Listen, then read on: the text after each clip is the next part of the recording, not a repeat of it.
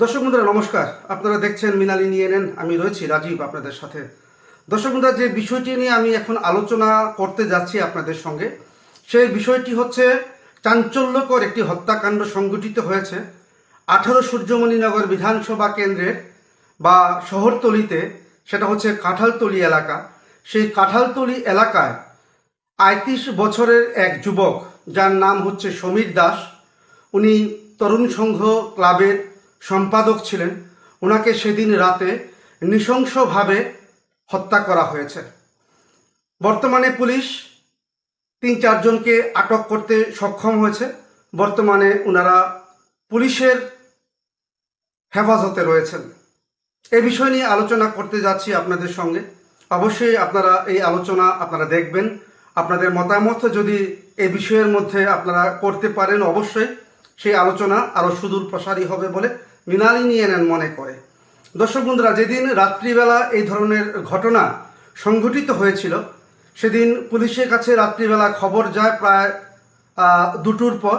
যথারীতি আমতলী থানার যারা ছিলেন আধিকারিকরা বা পুলিশ কর্মীরা, ওনারা দমকল বাহিনী নিয়ে সেই কাঁঠালতলি এলাকায় আসেন এবং রক্তাক্ত অবস্থায় সমীর দাসের যে দেহটা সেখানে পড়েছিল রাস্তায়, তাকে নিয়ে হাঁপানিয়াস্থিত যে টিএমসি রয়েছে সেখানে ওনারা যান। কিন্তু কর্তব্যরত যারা চিকিৎসকরা ছিলেন, ওনারা বলেছেন যে উনি মারা গেছেন। এই ধরনের একটি চাঞ্চল্যকর হত্যাকাণ্ড এই 18 সূর্যমণিনগর এলাকায় বা এই কাঁঠালতলি এলাকায় প্রথমবারের মতো রাজ্যের মানুষ বা এলাকার মানুষ যারা রয়েছেন, বা বিশেষ করে বিধানসভা কেন্দ্রের যারা সাধারণ জনগণরা যারা রয়েছেন, আপনারা কিন্তু প্রত্যক্ষ করেছেন। বর্তমানে এই সমীর দাস হত্যাকাণ্ডে পুলিশের কাছে যে তথ্য এসেছে, সেই তথ্য মোতাবেক বিশেষ করে পরিবারের পক্ষ থেকে যারা আসামি যারা রয়েছেন, যাদেরকে ওনারা আইডেন্টিফাই করেছেন যে ওই এলাকারই স্বপন সূত্রধর এবং তার ভাই মিঠুন সূত্রধর হচ্ছে মেইন অ্যাকিউজড। তাদের বিরুদ্ধে অভিযোগ ছিল। পুলিশ যথারীতি তাদের সহ আরও 2 জনকে পরের দিনেই কিন্তু আটক করতে সক্ষম হয়েছেন। এখন বিষয় হলো, এই ঘটনা কেন ঘটলো এই কাঁঠালতলি এলাকায়? এটাই কিন্তু এলাকার জনমানুষে একটা বড় প্রশ্নচিহ্ন দাঁড়িয়ে রয়েছে। প্রথমত আপনাদেরকে জানিয়ে রাখছি যে যে সমীর দাস আজকে হত্যা হয়েছে এবং যে বা যার বিরুদ্ধে অভিযোগ রয়েছে বা যাদের বিরুদ্ধে অভিযোগ রয়েছে, তারা কিন্তু পাশাপাশি পাশাপাশি বাড়িতে ওনারা থাকেন, একই এলাকায় একই পাড়ায়। এই তরুণ সংঘ এলাকাটি বর্তমান সময়ে যে জায়গায় রয়েছে সেটা কাঁঠালতলি বাজার থেকে বেশুটা কিছুটা পথ দূরে রয়েছে। তো সে জায়গায় এই ধরনের ঘটনা কাঁঠালতলি এলাকায় সংঘটিত হয়েছে, যার ফলে জনমানুষে একটা আতঙ্ক এখনও বিরাজ করছে এলাকায়। দর্শক বন্ধুরা, আমরা যেটা তথ্য মোতাবেক খবর পেয়েছি এবং যেটা আমাদের সোর্স আমাদেরকে তথ্য দিয়েছে, যে এই ধরনের হত্যাকাণ্ড এটা যে সংঘটিত হয়েছে তার পেছনে আরও বড় একটা জাল রয়েছে এবং তার ভেতরে পুলিশ এখন কিভাবে যাবে, যারা যারা এর পেছনে রয়েছে তাদেরকে কিভাবে আটক করবে, সেটা পুলিশ এখন তাদের ইনভেস্টিগেশনের মাধ্যমে করবে। কিন্তু যতটুকু আমাদের কাছে তথ্য রয়েছে, সেদিন রাত্রিবেলা একটা পৈতার অনুষ্ঠানে এলাকার সবাই ওই এলাকায় গেছেন, ওই বাড়িতে গেছেন। সেখানে এই সপু, যা এই যে স্বপন সূত্রধর, তার নাম হচ্ছে, ডাকনাম হচ্ছে সপু, সপুর সঙ্গে বাকবিতণ্ডা হয়।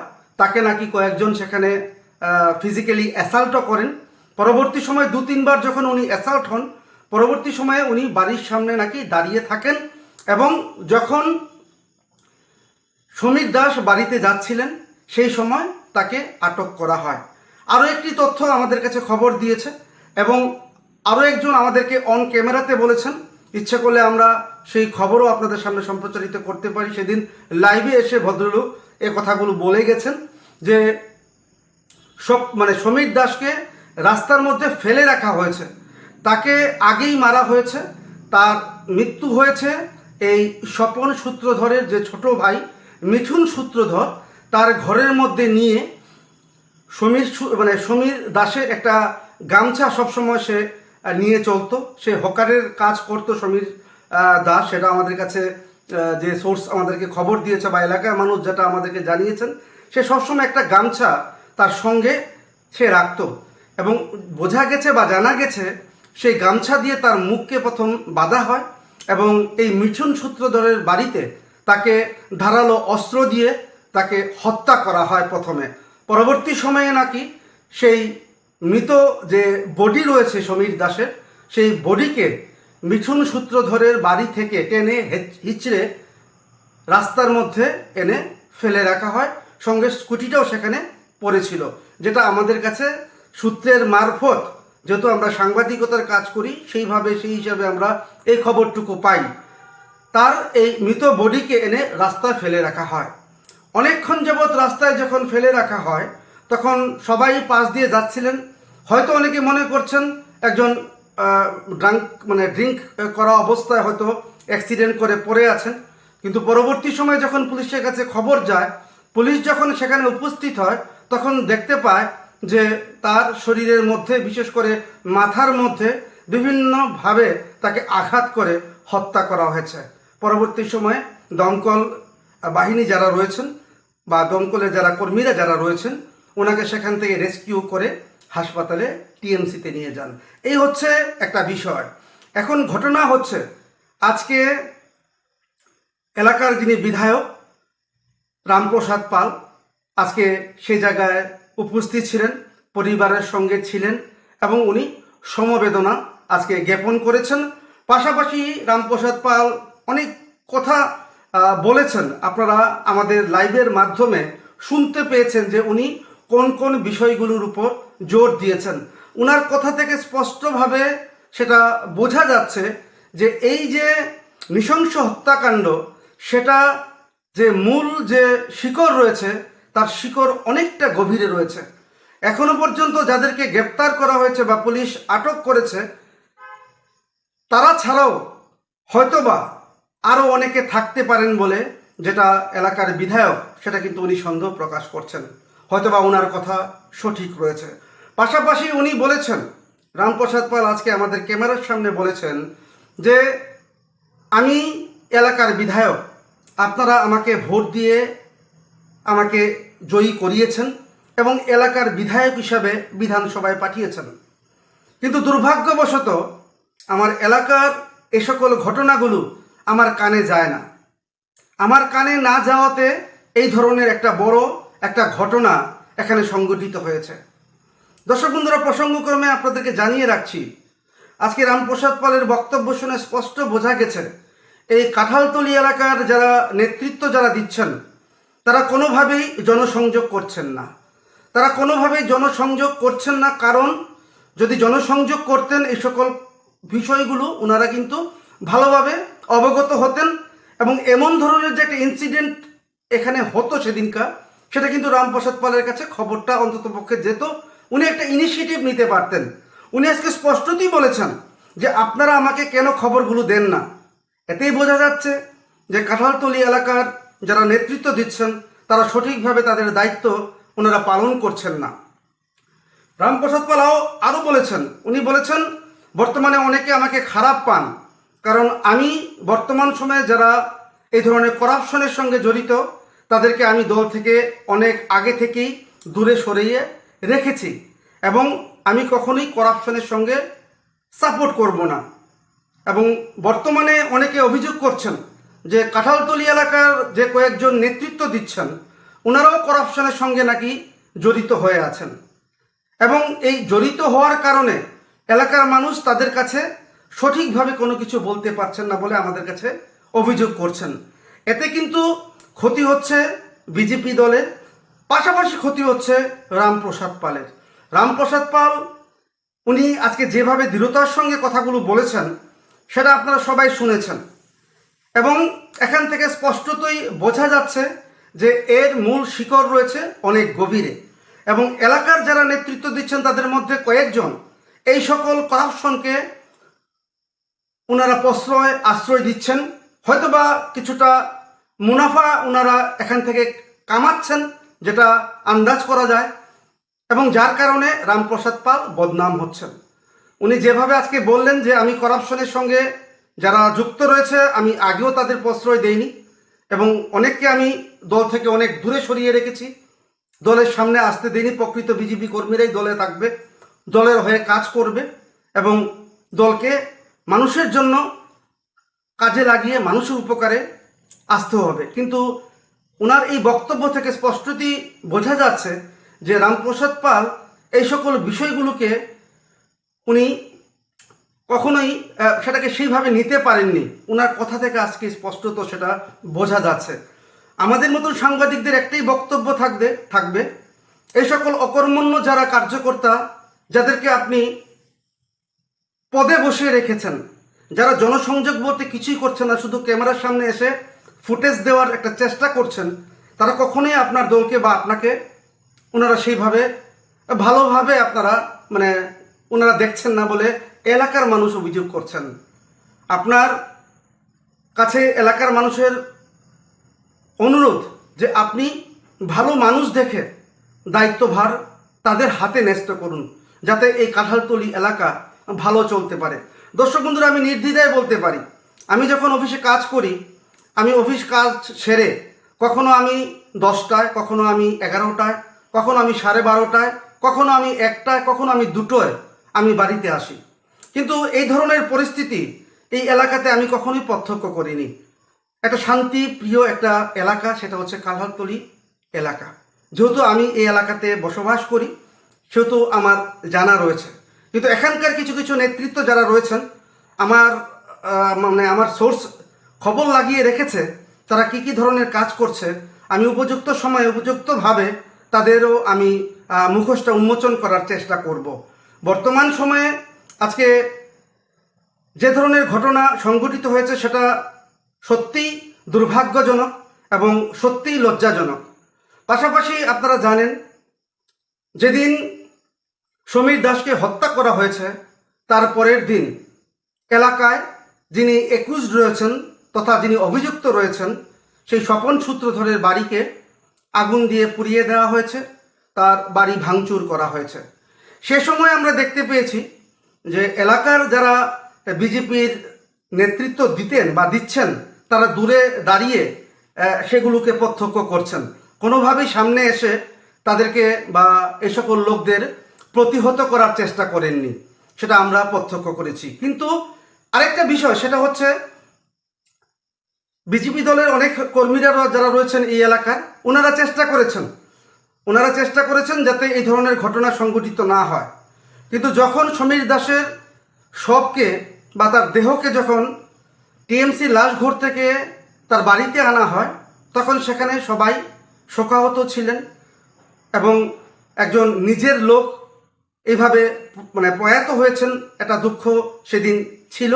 কিন্তু সকালবেলার দিকে আমি লক্ষ্য করতে পেরেছি দর্শক বন্ধুরা, যখন আমি অফিসে যাচ্ছিলাম তখন দেখছিলাম আমতলী থানার নেতৃত্বে একটা পুলিশ একটা ব্যারিকেড দিয়ে রেখেছে এই স্বপন সূত্রধরের বাড়িতে, যাতে করে কোনো ধরনের অপ্রীতিকর ঘটনা সেখানে না হয়। কিন্তু এলাকার কিছু কিছু নামধারী নেতৃত্ব তারা দূরে দাঁড়িয়ে সকল খেলাগুলো দেখেছেন বলে এলাকার লোকজন অভিযোগ করছেন। সেটা কোনোভাবেই কাম্য নয়, সেটাকে মিনিমাইজ করার চেষ্টা করতে ওনারা পারতেন। আজকে রামপ্রসাদ পাল একটা কথা বলেছেন যে দুঃখজনক বিষয়, প্রতিবাদ হওয়া প্রয়োজন, আপনারা সবাই মিলে প্রতিবাদ করেছেন, সেটা একটা ভালো দিক, একটা ভালো বার্তা। কিন্তু আপনাদের এই প্রতিবাদের কারণে অন্য কেউ এর থেকে যাতে ফায়দা তুলতে না পারে তার দিকে কিন্তু আপনারা সজাগ দৃষ্টি রাখবেন। ভালো কথা রামপ্রসাদ পাল বলেছেন, যতটা আমি শুনেছি। উনি বলেছেন কোনো না কোনোভাবে উনি বলার চেষ্টা করেছেন আপনারা প্রতিবাদ করেছেন, ঠিক আছে, কিন্তু এইভাবে কারোর বাড়িঘর ভেঙে তাদের এই বাড়িঘরকে আপনারা চুরমার করে দিয়েছেন, হয়তোবা একটা জনরোষ সেখানে সৃষ্টি হয়েছিল, যার কারণে এই ঘটনা সংঘটিত হয়েছে। মানুষ নিজেদেরকে কন্ট্রোল করতে পারেনি, তাই এই ধরনের ঘটনা ঘটেছে। কিন্তু যারা নেতৃত্ব তারা কিন্তু পারতেন, কিছুটা হলো তাদেরকে বোঝানোর চেষ্টা করতে পারতেন। এলাকার যারা সচেতন জনগণ তারা কিন্তু সেটাকে সেইভাবে পরিলক্ষিত করতে পারেনি দর্শক বন্ধুরা। পাশাপাশি আরেকটা বিষয় আমি আপনাদেরকে বলছি, বিভিন্ন জায়গায় একটা সমালোচনা আমরা লক্ষ্য করতে পারছি যে পুলিশের সামনেই এই ঘরবাড়ি ভাঙা হয়েছে, পুলিশের সামনেই এই ঘর বাড়িতে আগুন লাগিয়ে দেওয়া হয়েছে। কিন্তু বিশ্বাস করুন দর্শক বন্ধুরা, আমি রাজীব সেদিন সেই জায়গায় আমি নিজে ব্যক্তিগতভাবে উপস্থিত ছিলাম। আমি যেটা বললাম কিছুক্ষণ আগে, আমি যখন অফিসে যাচ্ছিলাম তখন আমি দেখতে পেয়েছি আমতলী পুলিশের যারা কর্তব্যরত ভারপ্রাপ্ত আধিকারিক ছিলেন, ওনার নেতৃত্বে সিআরপিএফ, টিএসআর এবং যারা আরক্ষা প্রশাসনের যারা ছিলেন, মহিলা পুলিশ সবাই ছিলেন এবং ওই বাড়িকে আটকানোর চেষ্টা করেছেন। এই ঘটনা কোন সময় সংঘটিত হয়েছে, তার ঘর বাড়ি কোন সময় পোড়ানো হয়েছে, সেটা আমি আপনাদেরকে ভাগ করার চেষ্টা করছি, যেহেতু আমি সরজমিনে সেই জায়গাতে আমি ছিলাম। যখন সমীর দাসের শবকে যখন বাড়ি থেকে ক্লাবের দিকে আনা হয়, সেই রাস্তার মধ্যে হঠাৎ করে একটা বিশাল জনরোষ সেখানে সৃষ্টি হয়। একটা প্রতিবাদ মুখর মানুষ একসঙ্গে জড়ো হয়ে যায় এবং পুলিশের মধ্যে দিয়েই তার বাড়িতে ঢুকে তার বাড়িঘরকে ভেঙে দেওয়া হয়েছিল এবং বাড়িঘর আগুন দিয়ে পোড়ানো হয়েছিল। কিন্তু সে সময় পুলিশ কেন, যদি আরও বড় পুলিশও থাকতো বা আরও বড় ফৌজও থাকতো, এই প্রতিবাদ বা এই জনরোষকে কোনোভাবেই আটকানো সম্ভব ছিল না। এখানে পুলিশের যে ধরনের ভূমিকা আমরা দেখতে পেয়েছি সত্যি প্রশংসার দাবি রাখে। সেদিন পুলিশ সেই জায়গায় যথেষ্টভাবে চেষ্টা করেছে এবং পুলিশ চেয়েছিল যাতে এই ধরনের ঘটনা সংঘটিত না হয়। যখন জনরোষ আয়ত্তর বাইরে চলে যাচ্ছিল তখন পুলিশের কাছে আর কিছু করার ছিল না। হ্যাঁ, অনেকে বলছেন যে সিআরপিএফ ছিল, সিআরপিএফকে কেন নামানো হয়নি। দর্শক বন্ধুরা, আপনারা অবগত আছেন, এমনিতেই আগের দিন সমীর দাসের মৃত্যু হয়েছে এবং পাড়ায় একটা থমথমে পরিবেশ বিরাজ করছে। এই সময় যদি সিআরপিএফ যদি লাঠি চালানো শুরু করতেন তাহলে কিন্তু আরও কয়েকটি দেহ সেখানে কিন্তু পড়ে থাকতো। কিন্তু পুলিশ আধিকারিকরা সেখানে একটা ভালো ভূমিকা নিয়েছিলেন, কোনো ধরনের অর্ডার ওনারা পাস করেননি। যদি সিআরপিএফকে অর্ডার পাস করা হতো, আপনারা জানেন কয়েকদিন আগে যুব কংগ্রেসের মিছিলে সিআরপিএফ কী ধরনের ভূমিকা নিয়েছিল। সিআরপিএফ যদি সেদিন কাঁঠালতলিতে ভূমিকা নিত তাহলে কিন্তু অনেকে আজকে জীবিতে চিকিৎসারত অবস্থায় আপনারা থাকতেন। পুলিশের ভূমিকা আমি নিজের চোখে আমি প্রত্যক্ষ করেছি, ওনারা যথেষ্টভাবে চেষ্টা করেছেন। দমকল বাহিনী সেখানে এসছিল কিন্তু অনেকে সেই দমকল বাহিনীর পথকে আটকে দিয়েছে, যার কারণে দমকল বাহিনী সেইভাবে তাদের কাজ করতে পারেনি। রামপ্রসাদ পাল আজকে যে কথাটা বলেছেন সত্যিই আমার খুব ভালো লেগেছে। উনি বলেছেন যে প্রতিবাদ হওয়া প্রয়োজন, অন্যায়ের বিরুদ্ধে প্রতিবাদ করতেই হবে, কিন্তু সেই প্রতিবাদ যাতে এইভাবে আরেকটা অশান্তির বাতাবরণ সৃষ্টি করে সেটা কোনোভাবেই সেটাকে মেনে নেওয়া যায় না। এই ছিল কাঁঠালতলি এলাকার সমীর দাস হত্যাকাণ্ডের একটা এপিসোড আমি আপনাদের সামনে তুলে ধরলাম। দর্শক বন্ধুরা, আপনারা জানেন সমীর দাসের এই হত্যাকাণ্ডে যারা যারা জড়িত রয়েছে পুলিশ ইতিমধ্যে পুলিশ কাস্টাডিতে রেখেছে এবং অনেক কিছু বেরিয়ে আসবে। সেদিন রাত্রে কি হয়েছিল, কারা কারা এর সঙ্গে যুক্ত রয়েছে, রাজ্যের মানুষ বা এলাকার মানুষ আশা করছেন তাদের থেকে অনেক কিছু বেরিয়ে আসবে। ইতিমধ্যে এই দু একদিনের মধ্যেই আরও কয়েকজনকে গ্রেপ্তার করবে পুলিশ। পাশাপাশি আপনাদেরকে জানিয়ে রাখছি, আজকে আরও 5-6 জনকে আটক করেছে পুলিশ। সেদিন বাড়িতে যারা যারা আগুন দিয়েছে, ভাঙচুর করেছে, ভিডিওগ্রাফির মাধ্যমে পুলিশ তাদেরকে আইডেন্টিফাই করে তাদেরকে আটক করেছে এবং মেইন সমীর দাসের যে আততায়ী বা যারা খুনিরা যারা সেদিন আটক হয়েছেন ওনারা এখন পুলিশ কাস্টাডিতে রয়েছেন। এখন তাদেরকে জিজ্ঞাসাবাদ করলেই সেটা বেরিয়ে আসবে কারা কারা এর পেছনে রয়েছে। আজকে যখন আমি রামপ্রসাদ পালকে বললাম যে পরিস্থিতি থমথমে রয়েছে, আপনার কি ধরনের পদক্ষেপ রয়েছে, উনি সরাসরি বলেছেন যে এলাকার মানুষদেরকে সচেতন থাকতে হবে, কোনো দুষ্ট চক্র যাতে এই ক্ষোভকে পুঁজি করে সেই ঘটনাকে আরও অন্যদিকে প্রভাবিত না করতে পারে, তার দিকে এলাকার জনগণকে সচেষ্ট থাকতে হবে এবং এলাকার জনগণ পাশাপাশি রামপ্রসাদ পাল, পুলিশ সবার উপর বিশ্বাস রাখার জন্য উনি কিন্তু বলেছেন। দর্শক বন্ধুরা, মোটামুটিভাবে এতদিন যা যা ঘটেছে সেটা আপনারা প্রত্যক্ষ করেছেন আজকে মৃণালিনী ইএনএনের লাইভের মাধ্যমে। কিন্তু আজকে এখন পরিস্থিতি মোটামুটিভাবে কাঁঠালতলিতে একটু শান্ত রয়েছে, কিন্তু এই ধরনের ঘটনা ভবিষ্যতে যে ঘটবে না সেটা কিন্তু দৃঢ়ভাবে কিন্তু বলা যাচ্ছে না। এবং এই ঘটনা যাতে আর ভবিষ্যতে না ঘটে তার জন্য কিন্তু এলাকার মানুষদেরকে সজাগ থাকতে হবে, বুদ্ধি করে কাজ করতে হবে। কারোর কথা শুনতে আপনারা শুনবেন না। যদি প্রয়োজন হয় পুলিশের সঙ্গে আলোচনা করুন, ডাইরেক্ট চলে যান রামপ্রসাদ পালের কাছে, গিয়ে ওনার সঙ্গে আলোচনা করুন এবং আলোচনা ক্রমে আপনাদের সমস্যার সমাধান করুন। আপনারা যেটা দেখতে পাচ্ছেন দর্শক বন্ধুরা, সেটা কিন্তু নয়, তার পেছনে আরও অনেক জল রয়েছে, ঘোলা জল রয়েছে। আপনাদেরকে সেই ঘোলা জলে ফেলে রামপ্রসাদ পালকে কিভাবে বদনাম করা যায় এলাকার মধ্যে বা রাজ্যের মধ্যে একটা চক্র কিন্তু কাজ করছে, সেটা কিন্তু আর বলার অপেক্ষা রাখছে না। আমি সাংবাদিক, আমি যখন ক্যামেরার সামনে বসে যাই বা সাংবাদিকতা যখন আমার পেশা আপনারা জানেন, ক্যামেরার সঙ্গে যখন আমি বসে যাই তখন তখন আমি আমার নিজের লোককেও আমি চিনি না। যারা অভিযুক্ত, যারা এই সকল চক্র এই কাঁঠালতলী এলাকায় গজিয়ে উঠেছে এবং কোনো না কোনোভাবে এই সকল লোকেরা রামপ্রসাদ পালকে অনেক সামনের দিকে অনেক ওনাকে বাটার দিচ্ছে এবং পেছনে পেছনে ওনার গুলি কাটছে।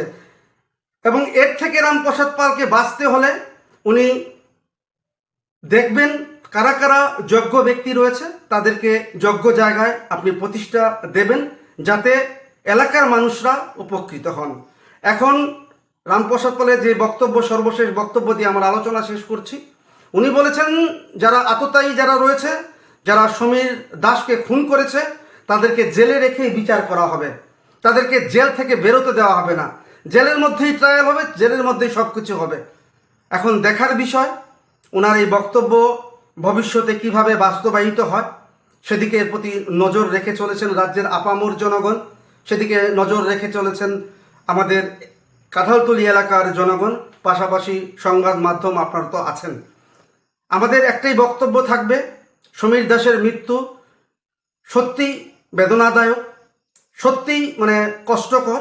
কারণ সমীরকে আমি ব্যক্তিগতভাবে চিনতাম, সবসময় তার মুখে একটা হাসি থাকতো এবং সে একটা হকারির কাজ করত এবং সেই হকারির কাজের কারণে সে তার কাছে একটা গামছা রাখতো এবং সেই গামছাই আজকে তার কাল হয়ে দাঁড়িয়েছে। সেই গামছা দিয়ে তাকে হয়তো বা আততায়ীরা মুখে আটকে দিয়েছে, মুখ আটকে দিয়েছে যাতে সে চিৎকার না করতে পারে, তারপর তাকে হত্যা করা হয়েছে বলে অনেকে কিন্তু মনে করছেন। না হলে একটা এত বড় লোকালিটি, তার আওয়াজ কিন্তু বেরিয়ে আসতো, কিন্তু সেই আওয়াজ বের হতে পারেনি কারণ সে হকারি কাজ করতো, সবসময় সে একটা গামছা সঙ্গে রাখতো, সেই গামছাটাই তার কাল হয়ে দাঁড়িয়েছে, তার চিৎকার বাইরে আসতে পারেনি, সেটা আটকে গেছে বলে অনেকে মনে করছেন। দর্শক বন্ধুরা, আমরা চাই সমীর দাস আজকে প্রয়াত হয়েছেন, ভগবান তার আত্মার সদ্গতি প্রদান করুন। পাশাপাশি সমীর দাসের পরিবারের যারা রয়েছেন, সমীর দাসের ছোট্ট একটা ছেলে রয়েছে, 11 বছর হবে সম্ভবত, মেয়ে একটা রয়েছে দেখলাম 7 বছর হবে, মিসেস রয়েছে এবং মা রয়েছে, বোন রয়েছে, কিন্তু সোর্স অফ ইনকাম এই সমীর দাস।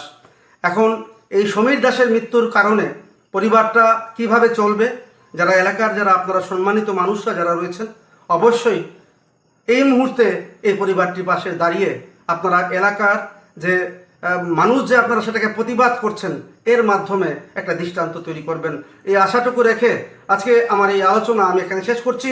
কিন্তু দেখতে থাকবেন দর্শক বন্ধুরা, অবশ্যই মৃণালিনী এনএন। নমস্কার।